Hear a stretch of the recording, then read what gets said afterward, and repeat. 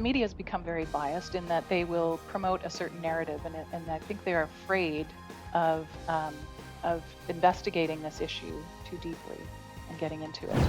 As the mother of two and the leader of an organization called Canadian Gender Report, my guest today had a personal experience that sparked her determination to make sure that parents and children are given accurate data, truth, and a choice when it comes to gender teaching in the classroom. Not to mention the lack of accountability where children's development is stunted or harmed. Here's a powerful quote from Pam Buffone. I'm a strong believer that activism and wishful thinking are no substitute for evidence and common sense. The activism on the topic has gone way too far and is poisoning our ability to understand and discuss critical issues on the sensitive topic of gender and identity. Today, a special episode of Return to Reason, where knowledge and wisdom intersect. Well, Pam, it's so good to have you on Return to Reason today. Thank you for joining us. How are you doing? Thank you. I'm doing great, Jeremy. Thanks for asking. Awesome. Well, when we came across your story and what you're doing with the Canadian Gender Report, we just thought right away we had to get you on. There's so many viewers, I find, so many people in Canada and just even North America who are dealing with a similar story of yours. And I just let's just flesh out your story first of all. I'll ask you a couple questions and our viewers will quickly catch on as to where we're going with this. Yeah, so it all started when my youngest daughter was in grade one Yeah, at the local public school, yeah. right?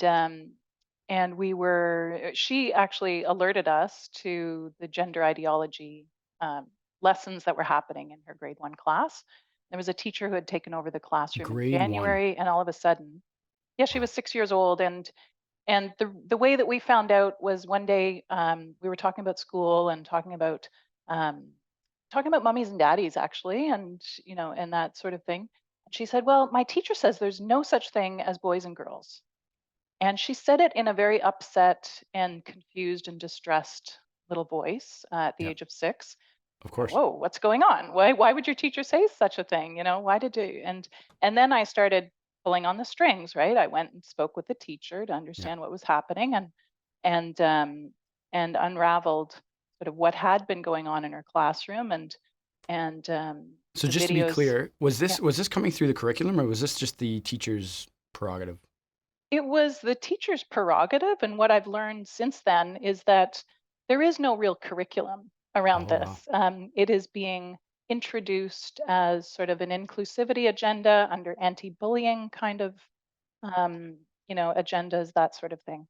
And so yeah, it's not so much, okay, we're going to teach this today. It's a planned lesson. It's more of a, oh, look, I see an opportunity to teach the class about gender because someone was being bullied on the playground because they were wearing a pink shirt. I mean, back in my day, we would have said, just stop that. You treat people well, right? But Yeah. now it becomes an excuse for all of these gender ideology lessons.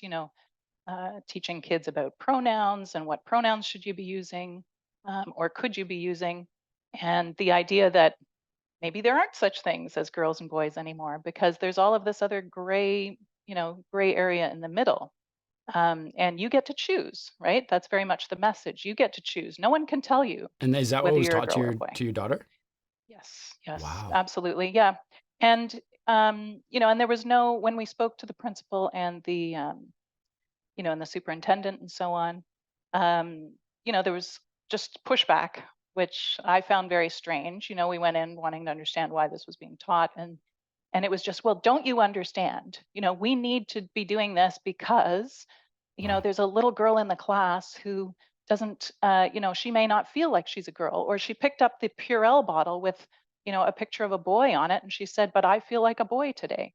And again, as a, I hope, fairly reasonable parent, I don't understand why we need to take things to the next level Especially to at that age.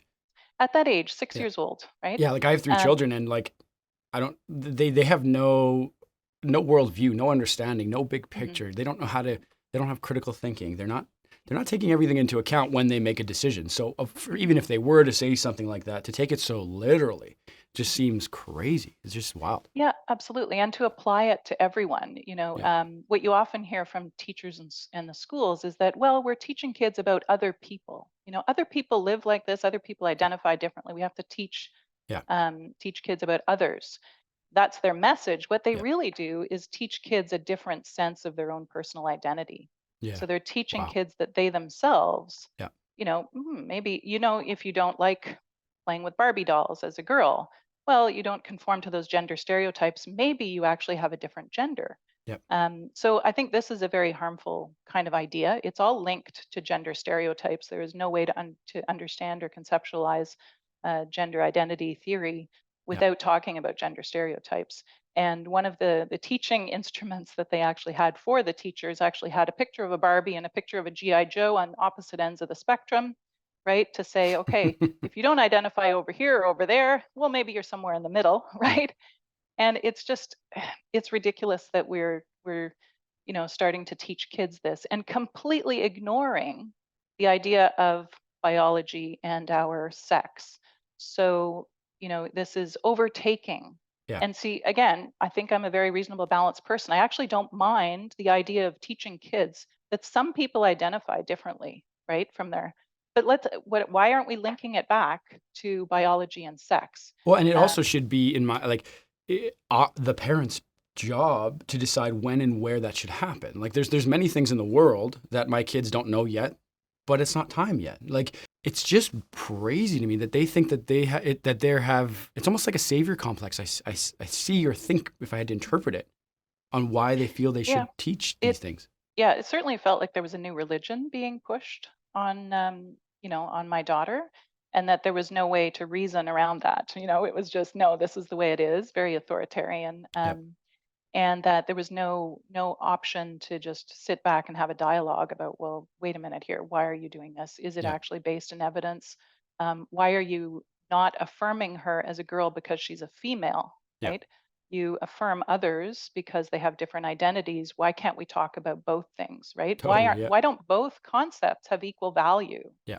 And in an education system, which I believe should be teaching kids critical thinking skills, right? And as we learn about others and as we become a more inclusive society, that's all wonderful stuff. But let's not throw the baby out with the bathwater and say, okay, now we're only going to recognize gender self-identification. We do not recognize biological sex as a valid form of identifying. For sure. So, what ended up happening? Are you still within this process? I know that you were looking for a lawsuit in human rights. Is that correct? Right. So this was 5 years ago now that it happened. Yep. 6. So we have gone through our process, I Hmm. suppose, looking for some accountability and so on. We never really achieved an outcome that we were satisfied with, because there is no accountability here. It seems like. So we did eventually file a human rights complaint with the Ontario Human Rights Tribunal, based on the idea that the only option we were given was to remove our daughter from the classroom. And so that was exclusionary, right? Because she was female and they were not recognizing her as a female, and with her, um, you know, Yeah. that unique characteristic that she had. Um, so we took it to the Ontario Human Rights Tribunal. They granted us a full hearing, which was a bit of a surprise. We were kind of expecting them to find a way to dismiss it right away. Um, we went through the hearing process, but it really, I was disappointed at the outcome as well. It felt like the tribunal process itself was very captured. There was even some ideological language in the ruling itself, such as, everyone has a gender identity. But, well, how do you actually prove that? That is Wow. not a statement of Yeah. fact, Yeah. even though Not at you're all. writing it as a statement of fact. Because gender identity is supposed to be something kind of like a gendered soul that each of us is supposed to feel about how we maybe identify with the social constructs of being a man or a woman in our society. Personally, I don't believe I have a gender identity. I believe I have a sex, and other people identify me as female because I was created that way, and that is an observable characteristic that I have. And so that just so happens to be how I identify, but I don't necessarily believe I have this separate thing called a gender identity, Yeah. which is somehow related to whether I feel like a man or a woman. I mean, when I'm using power tools and building things, right? I don't say, well, I feel like a man right now. It's just nonsense to me. So I don't understand how we can impose this on 100% of the population in a legal kind of manner to say everyone has a gender identity, therefore we are, constructing these um, laws around gender identity. Yeah, and you're totally right. But was there anything? Was there ever? It doesn't sound like there was anything that was ever flagged from the sense of it was your 6-year-old, it was grade one, and it was also brought on by the teacher. Like those 2 points seem so offside. Like regardless of the legal jargon and the terms and all this, were those 2 points ever brought up? Because can you only imagine Yes, if they brought their religion on to your child, like, right. or Yes, or maybe they absolutely. went against your religion or their religion. Yeah, sure. Yeah, the College of Teachers, for example, told us, well, this is a school board issue. You really should bring it up with the school board. It's a matter of how they coach their teachers, and how they keep track of what teachers are communicating in the classroom. Um, sure, but it's very difficult, right, to police each and every teacher, and I think just a culture that we live in, particularly in North America, where if you have progressive woke thinking, right, you just feel like you've got carte blanche as a teacher you know, to suggest a lot of these different things Yeah, to your students, yeah, regardless of age. And there are no, as far as I can tell, yeah. there has been, and this is a big failing of the system, there has been no clear guidance from the Ministry of Education or anywhere else about how to teach gender identity. So if this is now a reality in our world that we need to grapple with, and that Yeah. teachers need to grapple with it, and I'm sensitive to them in terms of how they, yes, it's a reality for some kids and some Hmm. families, and so teachers need to know how to handle different situations and how to what to tell students about gender identity. But there have been no guidelines developed by the ministry, and I think that's a failing. The British Department of Education came up with some excellent guidelines a few years ago, which it stipulates things like you shouldn't suggest that nonconformity to gender stereotypes means that someone has a different gender identity, and you shouldn't suggest that Totally. being uncomfortable, right? Being Yeah. uncomfortable in your body Yeah. might mean that your body is not right for you and needs to be changed. Yeah. So, there's all these things which I think are come out in that guidance, which are really good red flags around, Hmm. well, wait a minute, what are you actually suggesting to kids Hmm. when you start teaching this stuff? Totally. And does it go too far? Absolutely. To the parents who maybe are dealing with similar situations right now in the U.S., Canada, or whoever's watching, what do you wish you knew if you could go back in time? If I could go back in time, oh gosh, that's a great question. Oof, I don't know. I guess I wish I knew what I did today, and that Hmm. it's not, that this is just permeating our Hmm. whole education system. That there really isn't a way to think that you can protect your kids from it.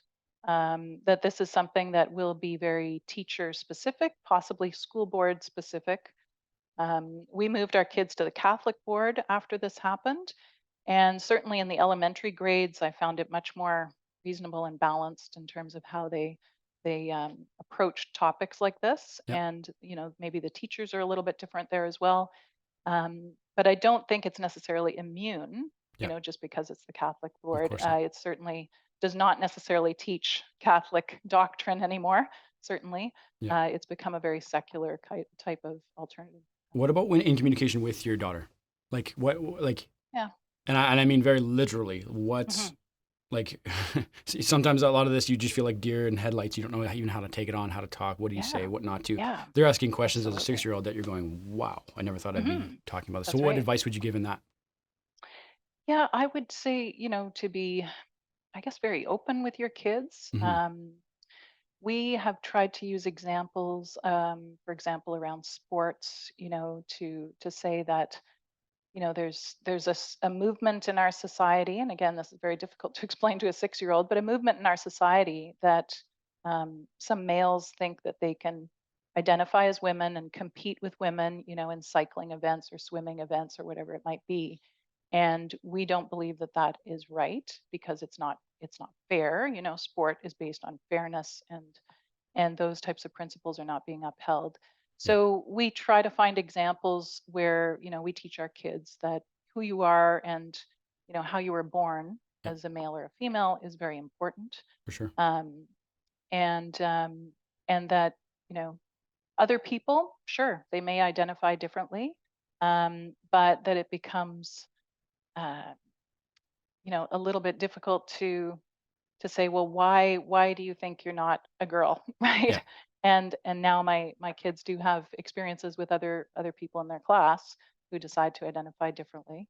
Um, but that's fine if that person is going through something or wants to identify differently. You need to respect that, but at the same time, it doesn't mean that their fundamental biology no longer Hmm. matters. For And I sure. think And that's one. you don't need to question. Yeah. Like sometimes I feel like parents need permission to say it's okay not to. Like I don't. Sometimes when they ask me why, I go, I don't know right now. Like we can talk about that another time, or I'm not quite sure. Or like just sometimes you don't need a definitive answer. You could say, oh, we'll figure it out. We'll talk about it another time. But what I find is that they give too much credit to the 6-year-olds' thought process, to the 5-year-olds, to the 7-year-olds, where it's going. Sometimes they ask a big question and our mind goes, whoa. But Mhm. sometimes they're just, they don't even know what they're asking sometimes. Sometimes they're just repeating something. But it seems crazy to me that they're giving that much validation to such immature thinking because that's where they're at. So yeah, tell me what it is that you guys do at the Gender Report Yeah. and what's happening So there. Gender report, after we went public with our human rights case, Yeah, and other parents started approaching me and yeah, saying, we've had a similar situation in the yeah, school, or someone I know, or my own child is going through, the transitioning process, and I'm not sure this is going to be right for them long term. But the parents that approached me, and this was again about 5 years ago, um, they felt that they could not speak out themselves. They were silenced. I think it's silencing by our culture that is in place, and also silenced because they didn't want to hurt their own child by speaking out and yeah, putting a spotlight of attention on them and so on. yeah. So I felt like, well, I feel like I can speak out because our family has a very open sort of open conversation. We didn't feel like we had those kinds of risks to take. And I felt very strongly about this particular issue and about shining a spotlight, the research and the evidence and what is happening in here in Canada. I come from an analytics background. My professional career has been in data analytics and in the software industry. And so we always had a mantra, you make better decisions with data. Absolutely. Right. And so I went to the data. I said, I'm going to go to the research and figure out, is what they're doing in the schools, is it evidence based? Is it appropriate? Is it this and that? Because I don't know. At the time, I was like, I don't know. I don't want this being pushed on my child because you're confusing her and you're causing her distress. But at the same time, I was curious and I was like, okay, let's go and have a look at this and let's see what's happening. So I started reading a whole bunch of research, connecting with other people who are doing similar things, and really eye opener experience that, wow, okay, things have shifted significantly here. There is no more caution Hmm. Yeah, in the medical profession in Canada, in terms of prescribing puberty blockers, transitioning yeah. kids, medical Because those aren't interventions, easy those to types of things. reverse. Once you start, like Yeah. you are changing the physiological body, like, Hmm. which are Right. wild that they're not a lot more cautious with that. Absolutely. And I think, as a Canadian, you expect those the white coated experts that you go and Safeguard. see, right, as your Yeah. doctor and your pediatrician and so on, to be cautious about these types of things. But that is no longer the case. And there's just so many examples that I've heard. Even young girls who were sexually assaulted and they had been seeing a therapist. They quickly identified as a different gender about a month or two after the assault happened.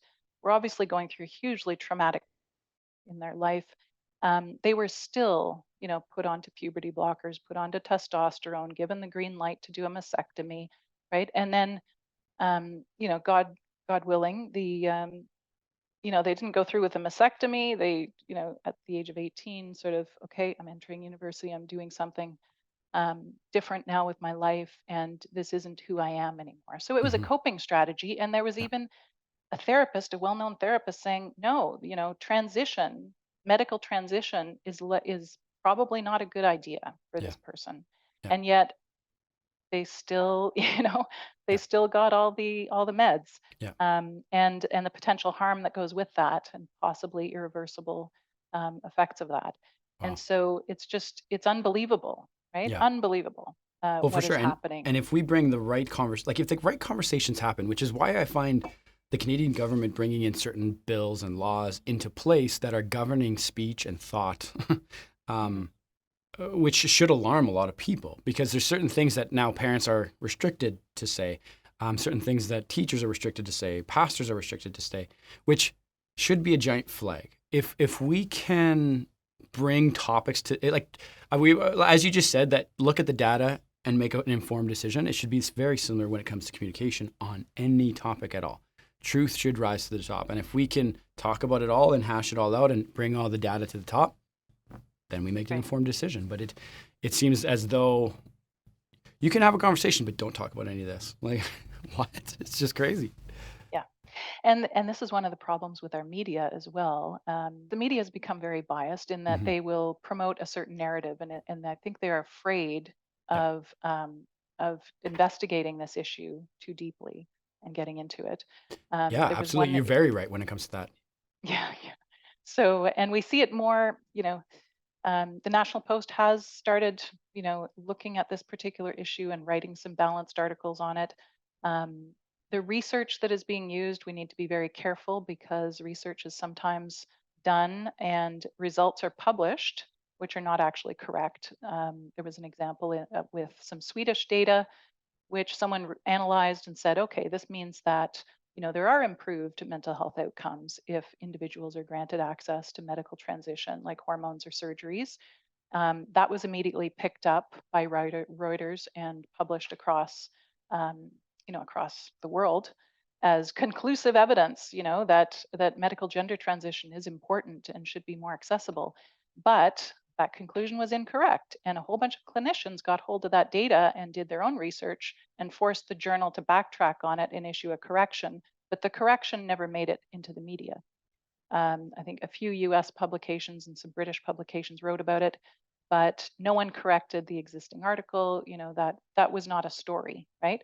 So the public is getting this narrative, Yeah. and they're being informed, sometimes with false information, Yeah. right? And so I think that is contributing to this culture that we're now living in, which is, well, medical transition is super important, and we need to we need to make it more accessible, and we need Yeah. to be passing laws and other things that give better access, which is Yeah. not necessarily the case. I would like to see a review Yeah. of gender transition services, just as they've recently been reviewed in Sweden, Finland, Norway, and the Yeah. UK, and they've all backtracked on what they're doing. Is is there anything that you would say that, like, what can parents, teachers, medical staff do? Like, if they're on the side of going, I don't know how I feel about this. What is it that they can do? Oh, that's a great question. I think they need to find a way to speak up Yeah. and make their concerns raised, Hmm. and known. Many reach out to me and will ask for, advice. How to have those conversations. Yeah. Many are being forced out of the profession, unfortunately. I've had a few teachers reach out recently, and they said, I just can't, you know, I can't go along with this anymore. Wow. I'm being forced to teach uh, sort of the transgender um, agenda, Hmm. and I don't feel comfortable with that. And so they've decided to take retirement, for example, and just get out of the profession altogether. Wow. Um, yeah, I think, and I think I've come to terms with, in Canada, many of the clinicians now who Hmm. treat, transgender kids are sort of pro-transition Yeah. individuals, right? Yeah. Many of the people who are more cautious have been pushed out of Yeah. of the profession. Um, and so we have this now imbalance in our system again with, and the whistleblowers who have come forward. There have been a couple. Hmm. Dr. Joey Bonifacio spoke out in the National Post. He was the former director of the Sick Kids Gender Clinic and is a very well respected pediatrician and physician. And he spoke out saying, we need to have more thoughtful care, we need to slow things down, and so on. But it's not clear that anything will actually happen. Yeah. So we do have people speaking out. There's a lot of transgender people, actually. I was in shock in one of my previous meetings with sort of the group of us of concerned Canadians that get together from time to time. Yep. One third of the group, and it was a fairly large group, like almost a dozen people. One third were actually transgender people Yeah. in that meeting Well, with and us. that doesn't surprise me. Right? I've seen a lot of YouTube interviews, and there's a channel I follow where they actually bring a lot of great conversation. They'll find polarizing topics and bring people on either side, discuss it. And they were talking about gender identity and everything that goes with it. And so they had transgenders and discussing what their thoughts were on this. And almost every one of them that they talked to said, I wish I would have waited later to talk this through. I would have thought further down the line. And if there's any children that do, they should just wait later. Wait. And none of that's being shown anywhere, though. Is there any last things that you want to share to any of our viewers that are watching? Yeah, I think it's important to understand that we're becoming a bit of an anomaly here in Canada, that we are an outlier, in fact, right now, Yeah. because other countries have done reviews on medical gender transition of young people and even social transition and those types of things. Yeah. And so the shift to, okay, we need to affirm and transition all these young people because gender identity is just so important and so on, that under scrutiny, that doesn't hold up. It does not hold up. And so that's why Canada, I think, is really at risk of harming a lot of children and young people who are being transitioned medically without really scrutinizing the evidence behind these medical interventions, the role of social and medical transition and how it's being applied. We're not tracking any outcomes. There is no balanced sort of medical research going on here where we can conclusively say, okay, yes, this was good for a certain part of the population. No, there is a very low regret rate. We don't have the data right now, and yet people are still being told as they sign off on that informed consent form, when your child starts on puberty blockers, you are being told there's a very, very tiny regret rate. That is absolutely inaccurate information. Wow. There is no way we can validate that right now based on the data that we have. And so, I think parents and others in Canada, fortunately, are in this terrible situation of not having accurate information so they can make informed decisions, especially on these critical, pathways for their children.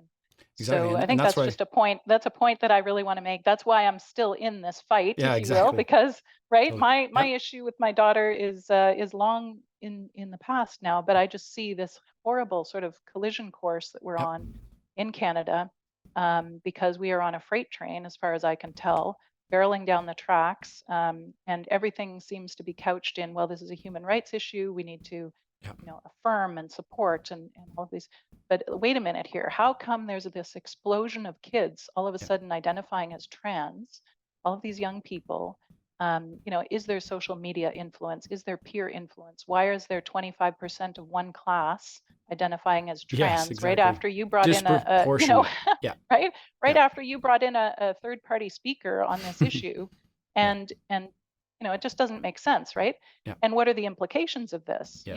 But it all comes back, in my opinion, as parents, where we just safeguard our children. We think and protect them, and we have conversations with them. We hear them out. We hold our schools accountable. We get in there. We talk with them. That's what needs to happen. Pam, I want to say thank you for coming on Return to Reason today. It is such a pleasure to be able to talk through these things and allow people to make an informed decision and walk out what it means to be an informed parent. So thank you, Pam. Thanks so much for having me. You are an essential part of this series. Support truth, knowledge, and wisdom by sharing this show with a friend. Visit returntoreason.tv. There, you can subscribe to our newsletter by clicking Become an Insider. Get the latest articles, episodes, and exclusive content. It's Return to Reason.